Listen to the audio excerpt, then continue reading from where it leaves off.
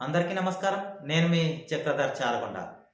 ఈరోజు 79వ స్వతంత్ర దినోత్సవ వేడుకలను జరుపుకున్నటువంటి నా దేశ ప్రజానికానికి, మరి ముఖ్యంగా నా తెలంగాణ ప్రజలకు శుభాకాంక్షలు మరియు అభినందనలు తెలియజేస్తా ఉన్నాను. ఈరోజు ఇంత బాగా సెలబ్రేట్ చేసుకుంటున్నప్పుడు మనకు కొన్ని విషయాలు గుర్తుకు రావాలండి. కొన్ని విషయాలు మనం పునశ్చరణ చేసుకోవాలి, రీకలెక్ట్ చేసుకోవాలి. అవి ఏంటి అంటే, ఏ పరిస్థితుల్లో నా దేశం ఉన్నది, ఏ పరిస్థితుల్లో ప్రస్తుతం ఉంది అనేటటువంటిది. అందుకే ఈ రెండు విషయాలను మీతో పంచుకోవాలని ఇష్టపడతా ఉన్నాను.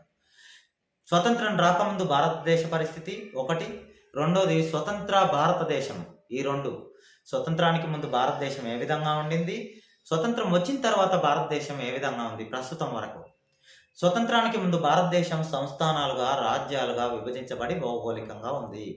స్వతంత్రానికి పూర్వం 200 సంవత్సరాల క్రితమే ఆంగ్లేయులు మన భారతదేశానికి ఈస్ట్ ఇండియా కంపెనీ ద్వారా వచ్చి భారతదేశ వనరులన్నీ, ఆర్థిక వనరులు, మానవ వనరులు, తర్వాత సహజ వనరులు ఇవన్నీ ధ్వంసం చేసి ఆర్థిక వనరులను ఈ దేశం నుంచి వాళ్ళ దేశాలకు తరలించినట్టుగా మనం చరిత్రలో చదివాం.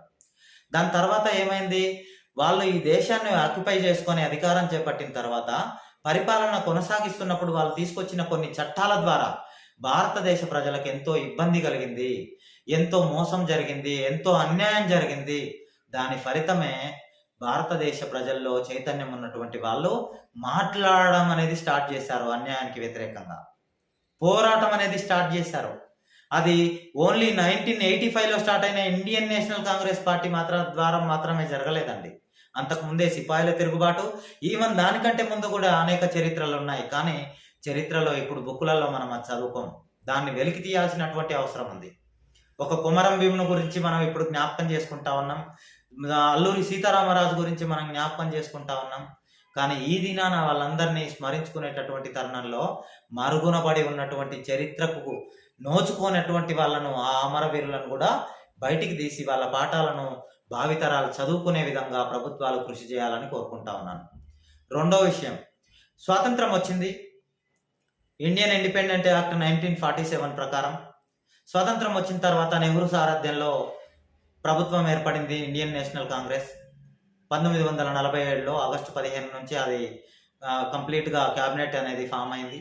ఆ తర్వాత ఏమైంది, మనకప్పుడు ఏ పరిస్థితులు లేవు, ఇప్పుడున్నటువంటి ఏ సిస్టమ్స్ కూడా లేవు. వాళ్ళు 3-fold సిస్టమ్స్ను డెవలప్ చేశారండి. ఆ 3-fold సిస్టమ్ ఏంటంటే, ఆ 3-fold సిస్టమ్స్ ద్వారా ఏమేమి చేశారంటే చూడండి. మొదటి సిస్టమ్ లెజిస్లేటివ్ సిస్టమ్, దీన్ని రాజకీయ వ్యవస్థ అంటారు. ఓకే, రాజకీయ నాయకులు ఉంటారు. రెండోది ఎగ్జిక్యూటివ్ సిస్టమ్, దీనినే పాలనా వ్యవస్థ అంటాం. ఈ పాలనా వ్యవస్థనే ఈ అడ్మినిస్ట్రేటివ్ సిస్టమ్ అని కూడా అంటాం. మూడవది జ్యుడిషియరీ సిస్టమ్, దీనిని న్యాయ వ్యవస్థ అంటాం. మీరు పొలిటికల్ సిస్టంలో అంటే ఏదైతే లెజిస్లేటివ్ సిస్టమ్ అని మాట్లాడుతూ ఉన్నామో అక్కడ ప్రధానమంత్రి, తర్వాత క్యాబినెట్, మంత్రివర్గము, వాళ్ళు ఉభయ సభల్లో, లోక్సభ, రాజ్యసభల్లో తీసుకునేటటువంటి నిర్ణయాలు అవి చట్టరూపం దాల్చిన తర్వాత బయటకు వచ్చిన తర్వాత ఎగ్జిక్యూటివ్ సిస్టంలోకి చేతులకు అప్పచెప్పబడడం జరుగుతుంది. ఎగ్జిక్యూటివ్ సిస్టమ్ పాలనా వ్యవస్థ ఏం చేస్తుంది, ప్రెసిడెంట్, వైస్ ప్రెసిడెంట్, గవర్నర్, తర్వాత అడ్మినిస్ట్రేషన్ మొత్తం కూడా ఈ కలెక్టర్స్ వాళ్ళందరూ కూడా అందులో భాగమవుతారు. అయితే వీళ్ళు అక్కడ చట్టాలు చేయబడినటువంటి దాన్ని ముందుకు తీసుకెళ్లి కార్యరూపం దాల్చే విధంగా పాలనా వ్యవస్థ కృషి చేస్తుంది. ఈ రెండు వ్యవస్థల్లో లోపాలు ఉన్నప్పుడు, ఈ రెండు వ్యవస్థలు ఇబ్బందికరంగా మారినప్పుడు, ప్రజలకు అన్యాయం జరిగినప్పుడు జ్యుడిషియరీ న్యాయ వ్యవస్థ అనేది ఇందులోకి ఎంట్రీ అవుతుంది. ప్రజల క్షేమాభివృద్ధి కోసం పనిచేసేటటువంటి సంస్థలు, వ్యవస్థలు సక్రమంగా పనిచేయాలి, ప్రజల మేలు కోసమే ఫైనల్గా వర్క్ చేయాలని జ్యుడిషియరీ వ్యవస్థ పనిచేస్తుంది. ఈ మూడు వ్యవస్థలు సక్రమంగా పనిచేసినప్పుడు భారతదేశం అభివృద్ధిలో ముందుకు దూసుకువెళ్ళేటటువంటి అవకాశం ఉంటుంది. అయితే 1947లో ఇండియన్ నేషనల్ కాంగ్రెస్ ప్రభుత్వం వచ్చి స్టార్ట్ అయిన తర్వాత 1947 నుంచి 1977 వరకు ఇండియన్ నేషనల్ కాంగ్రెస్ పార్టీ అధికారంలో ఉండింది. అంటే 30 సంవత్సరాలు. ఆ తర్వాత మీరు చూడండి, నెహ్రూ తర్వాత ఏంది, ఆ క్రమంలో లీడర్షిప్ పెరుగుతూ వచ్చి ఇందిరాగాంధీ వరకు వస్తుంది. ఆమె దగ్గర వచ్చిన ఒక ప్రాబ్లం జరిగింది. భారతదేశంలో ఎమర్జెన్సీ విధించాల్సిన పరిస్థితి వచ్చింది. ఎమర్జెన్సీ విధించినప్పుడు ఇందిరాగాంధీకి వ్యతిరేకంగా అనేకులు పోరాటం చేశారు. ఆమె నిర్ణయాలకు వ్యతిరేకంగా ప్రభుత్వం తీసుకున్నటువంటి నిర్ణయాలను వెనక్కి తీసుకోవాలని ఎంతో మంది పోరాటం చేశారు, వీధుల్లోకి వచ్చారు. ఆ మాట వినకుండా దాన్ని అమల్లోకి తెచ్చి ప్రజలను అనేక రకాలుగా బుల్లెట్లకు, వాళ్ళకు లాఠీ దెబ్బలకు అనేక రకాలుగా ఇబ్బందులు పెట్టినటువంటి పరిస్థితి. అప్పుడు అధికారంలో ఉన్న పార్టీ ఇండియన్ నేషనల్ కాంగ్రెస్, ప్రధానమంత్రి ఇందిరాగాంధీ. ఆ తర్వాత ఏమైంది? ఈ స్లోగన్ను పట్టుకొని జనతా పార్టీ ప్రభుత్వం మొరార్జీ దేశాయ్ సారథ్యంలో ముందుకొచ్చి ఇందిరాగాంధీ చేసినటువంటి తప్పులను ఎండగడుతూ ప్రజల దగ్గరికి వెళ్ళి మమ్మల్ని ప్రభుత్వంలోకి భాగం చేయమని, మమ్మల్ని అధికారంలోకి తేండి, మేము ఇట్లాంటి పరిస్థితులు ఉంచమని వాళ్లకు వాగ్దానం చేసినందుకు జనతా పార్టీని ఆశీర్వదించి 1977లో ప్రజల అధికారంలోకి ఇచ్చారు. ఆ ప్రభుత్వం ఎక్కువ కాలం నిలవకుండా అల్లలకు మధ్యలో నాయకత్వ లోపాలు ఉండి వాళ్ళు గొడవ పడుతూ జనతా దళ్ అనేటటువంటి ప్రభుత్వం అనేది ఒకటి ఏర్పడింది.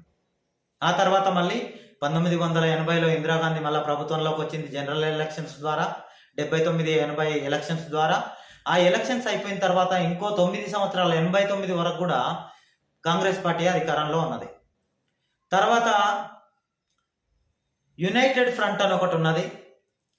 అదేం చేసిందనంటే సంకీర్ణ ప్రభుత్వాలను ఏర్పాటు చేసి రీజనల్ పార్టీస్ను కొన్నిటిని కలుపుకొని ప్రభుత్వం అనేది ఏర్పాటు చేసింది. Okay, United front. ఈ యునైటెడ్ ఫ్రంట్ తర్వాత ఏమైంది? మళ్ళా బీజేపీ ప్రభుత్వం అనేది ఎంట్రీ అయింది. బీజేపీ ప్రభుత్వం అనేది ఎంట్రీ అయినప్పుడు ఫస్ట్ వాజ్పేయి గారు ఉన్నారు. వాజ్పేయి గారి తర్వాత ఆయన ఓన్లీ 14 రోజులు మాత్రమే అధికారంలో ఉన్నాడు. ఏ పార్టీకి మెజారిటీ రాకపోవడం వల్ల, హంగు సంభవించడం వల్ల ఆయన 14 రోజుల తర్వాత మళ్ళీ ఆయన అధికారాన్ని కోల్పోవడం అనేది జరిగింది. అధికారాన్ని కోల్పోయిన క్రమంలో మళ్ళీ తర్వాత ఏమైంది? బీజేపీ ప్రభుత్వం అనేది లైన్లోకి వచ్చింది. అది ప్రభుత్వం చేస్తున్నటువంటి క్రమంలో ఎన్డీఏ ప్రభుత్వంగా చెలామణి అయింది, కొంతమందిని కలుపుకొని కొన్ని పార్టీలను. ఎన్డీఏ అంటే నేషనల్ డెమోక్రటిక్ అలయన్స్ అని అర్థం. ఆ తర్వాత మన్మోహన్ సింగ్ ప్రభుత్వం అనేది ఏర్పడింది 2004 నుంచి 2014 వరకు. 2004లో వచ్చినటువంటి మన్మోహన్ సింగ్ ప్రభుత్వం ఏం చేసింది? 2 టర్ములు దశాబ్ది కాలం పాటు ప్రభుత్వంలో ఉన్నది. ప్రభుత్వంలో ఉండిన తర్వాత ఆర్థిక సంస్కరణలు, తర్వాత ఆర్థిక అభివృద్ధి, వీళ్ళు సోషల్ జస్టిస్ మీద ఫోకస్ చేసి సఫలీకృతమైనారు. మళ్ళీ ఇంకోసారి అధికారంలోకి ఇచ్చినారు. ఆ తర్వాత వచ్చినటువంటి బీజేపీ 2014 నుంచి కంటిన్యూగా ఇప్పటి వరకు కూడా పరిపాలన కొనసాగుతా ఉంది. అంటే నేను ఇక్కడ ఏం చెప్పాలనుకున్నానంటే, ప్రజలు అనుకూలంగా లేనటువంటి పరిస్థితిలో ఎలక్ట్రోరల్ సిస్టమ్ ద్వారా ప్రభుత్వాలను మారుస్తా ఉన్నటువంటి పరిస్థితి మనం గమనించవచ్చు. ఈ సిస్టమ్స్ ను 3 ఫోల్డ్ సిస్టమ్స్ ఏదైతే లెజిస్లేటివ్ సిస్టమ్, ఎగ్జిక్యూటివ్ సిస్టమ్, తర్వాత జ్యుడిషియరీ సిస్టమ్ ఫెయిల్ అవుతాయో ప్రజలకు విరక్తి కలుగుతుంది ఆ ప్రభుత్వం మీద. అందులో చూసారా, ఒక టైంలో ఓన్లీ కాంగ్రెస్ కరప్షన్ మీద పోరాడి విజయం సాధించింది వేరే పార్టీ. ఒక టర్మ్లో ఓన్లీ అక్కడ ఉన్నటువంటి నమ్మకంతో బిల్డ్ అయినటువంటి పార్టీ కూడా కరప్షన్ అనే పేరు మీద పార్టీ కూలిపోయింది. తర్వాత వేరే వాళ్ళకి అవకాశం ఇచ్చారు, మారుస్తూ ఉంటారు. అందుకే ఈ సిస్టమ్స్ను బలంగా చేసుకుంటే మన భారతదేశం ఇంకా ముందుకెళ్ళేటటువంటి అవకాశం ఉంది.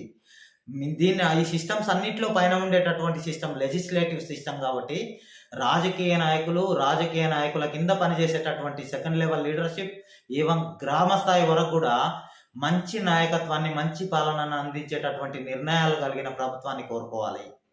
అప్పుడు ప్రజలకు మేలు జరుగుతుంది, దేశం అభివృద్ధిలో ముందుకు సాగుతుంది. ఆ విధంగా ఉండకుండా ఇష్టారాజ్యంగా చేస్తూ ఇష్టం వచ్చినట్టుగా ప్రభుత్వాలు నిర్ణయాలు తీసుకుంటే ప్రశ్నించే గొంతుకలై లేవాలి. రెండోది, పోరాట పటిమను అందిపుచ్చుకోవాలి. మూడవది, ఓడగొట్టి ఇంకొకరికి అవకాశం ఇవ్వాలి. ఇవి చేయకుండా కేవలం చేతులు కట్టుకొని తలో ఆడించేటటువంటి కార్యకర్తలు కానీ లీడర్స్ కానీ ఉన్నంతకాలం భారతదేశం అభివృద్ధిలో కుంటుపడుతూనే ఉంటుంది, కానీ అభివృద్ధి పదంలో ముందుకు సాగదనే విషయాన్ని గుర్తు చేస్తా ఉన్నాను. ఆ విధంగా ప్రభుత్వాలు ఉండాలి. సిస్టమ్స్ అన్ని కూడా వాటి ఫెయిల్యూర్స్ నుంచి పాఠాలు నేర్చుకొని బయటపడి మంచి సర్వీసెస్ ఇవ్వాలి, బెస్ట్ డెడికేటివ్ సర్వీసెస్ ఇవ్వాలి జనాలకి. ఆ విధంగా అనేక ప్రభుత్వాలు కూడా మార్చబడుతూ ఉండకుండా ఒకే ప్రభుత్వం కూడా ఎక్కువ కాలం కొనసాగే అవకాశాన్ని ప్రజలు ఇస్తారు.